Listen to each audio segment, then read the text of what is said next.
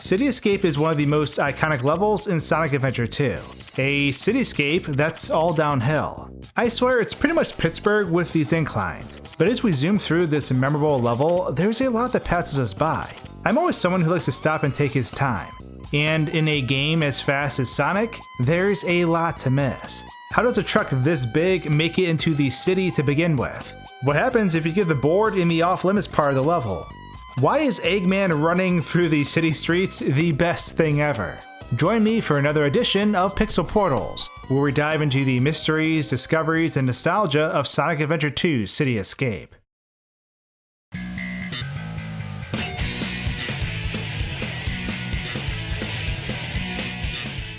Have you ever used a piece of an aircraft to skid down dangerous city streets? No. NANI? If you haven't, I'm sure Mr. Beast will make a video on it soon enough, so you can experience it vicariously. City Escape was always kind of bizarre to me, given the nature of this entire city we race through. From start to finish, this level is one giant slope, with buildings of all sizes like a forest alongside us. I think one of the things I always wanted to know was what all these buildings contained, mainly because the fixed camera angle made it hard to get a good look. Breaking out of bounds allows you to get a neat view of the city from underneath, but unless you have some sort of hack granting you flight, you'll pretty much die on the spot.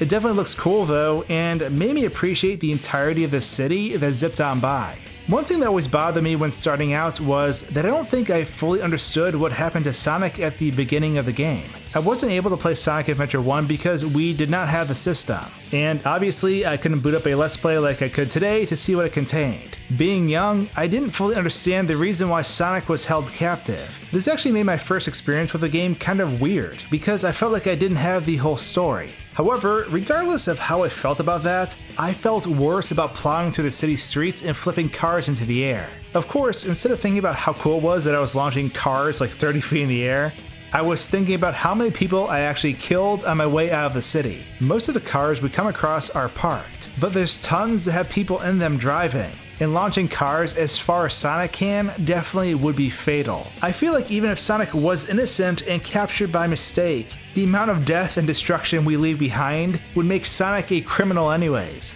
The last thing I'm generally curious about from a mystery stance is how this hella big truck magically spawned in the city. Not only would it be impossible to drive and cut corners like it does, but like, what? We just came from a closed off area with no streets feeding into it. How did a building-sized truck appear out of thin air? It's one of the most bizarre things about this stage.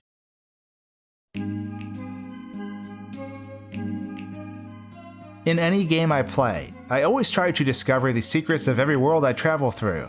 Whether it be breaking out of bounds, finding exploits, using mods, etc. One of the things that always bothered me about City Escape is that I always wanted to see what was on the other side of the giant hill we start on. Obviously, we fall from the sky on a board, but there's gotta be more to it than that, right? Of course, trying to move up the hill only results in us coming across a barrier we cannot pass. That is, if we're playing this level normally. But if we force the game to spawn a different character than Sonic, say for example Eggman, who is someone you can't normally play as, he actually spawns on top of the hill and we can see what is up there. Basically, it's a giant concrete square that we can walk around on. However, the issue with this is we can't actually start the level because that impassable barrier is still in front of us. The good thing is that there's no ceiling in the starting area, so we can actually go over the top of it and fall down to the level. If we look into the sky though, we can actually see the board that Sonic starts on just floating up there. Touching it does nothing, but it's still pretty neat. As Eggman, or other characters, we can race through the streets as normal. It's actually way more satisfying to watch Eggman plow through cars than Sonic, honestly. This is the way that Sonic Adventure 2 was made to be played. Now, as a child, I of course wanted to race through the entirety of City Escape without losing my board. Normally, after the first set of hills, you hit a speed pad, and then launched into the rest of the level on foot. But what if you didn't have to?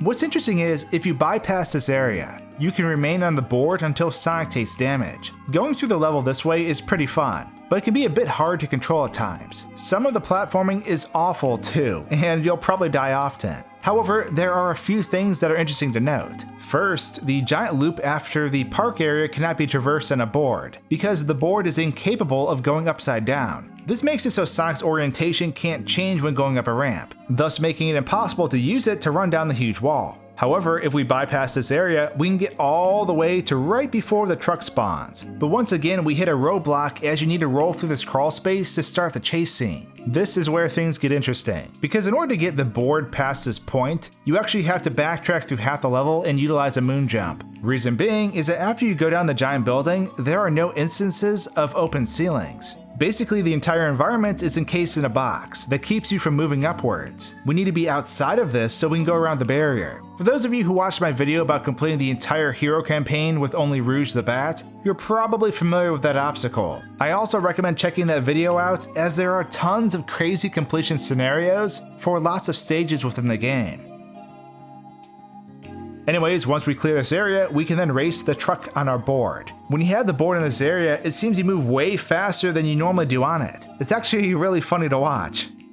So for those of you who played multiplayer aggressively like I did, there's actually some neat things hidden in the shortened version of City Escape. If you boot up Downtown Race and make your way out of bounds with a moon jump or with some other sort of cheat, you can encounter floating objects without any level geometry. Apparently this is because the City Escape map was cloned and then cleared to create the Downtown Race, and this stuff was just left floating out of bounds. This is beyond the ending of the stage, and there's even a robot willing to blast you if you get too close. Oh no! The last thing I want to mention is probably something you've already seen online, but a little more than a decade ago, a user called Rattleman showcased something pretty neat about this truck. Basically, if you time a homing attack just right, you can reverse the truck and actually force it to move backwards. Doing this carefully will allow the truck to clip through the wall behind it and eventually crash. It's pretty darn neat, and honestly, I was unaware this was possible for the longest time.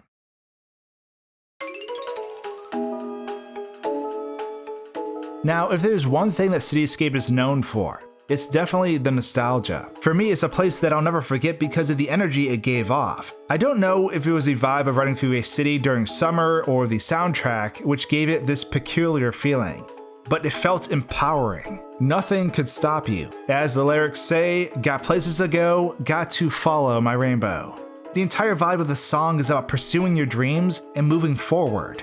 Again, being a kid and not knowing what your future would hold was quite a bizarre concept. You weren't old enough to have to worry about those things, but that didn't mean it still didn't cross your mind. This level embodied the freedom that summer vacation brought about, and it's immediately what I think of once I begin trekking through this level again. For me, we had just moved to an entirely new area right before this game came out. I still wasn't integrated well into the school system or anything. Everything was new, and summer allowed me to take a break from trying to figure it all out. While City Escape's main theme is about pushing forward, it was also super relaxing because over summer break, when I played this most often with my brothers, it was relaxing, like laying out on a nice day enjoying the sunny weather. The other thing that comes to mind immediately for this area is how cheap Amy Rose is in multiplayer. Yes, with this stage we have both the nostalgic, calm memories and the aggravating, enraging memories. Although Amy was rated as a lower tier character in the selection screen, her ring specials were absolute garbage due to how often she could freeze time. Any skilled player could pretty much space out the race so that their opposing foe was frozen 75% of the time, turning this race into an aggravation fest. Obviously, regardless of how infuriating it was still a blast. Having the odds stacked against you definitely brought out some fun competition and plenty of laughs. City Escape was one of our favorite stages to race because of this.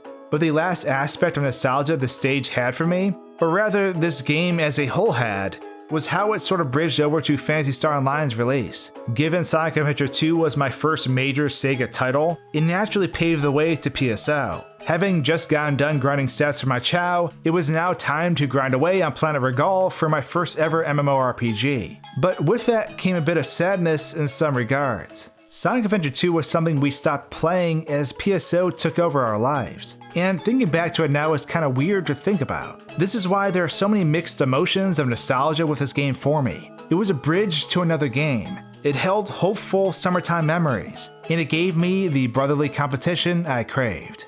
Because of this, City Escape from Sonic Adventure 2 will always be one of my pixel portals.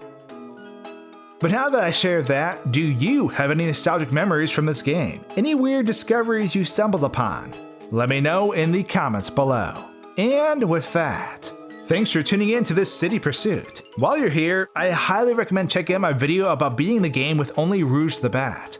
It's such a brutal challenge and people seem to love it. Or give my older pixel Portal on Pumpkin Hill a gander. Anyways, thanks for watching guys and gals, and until my next video, cheers.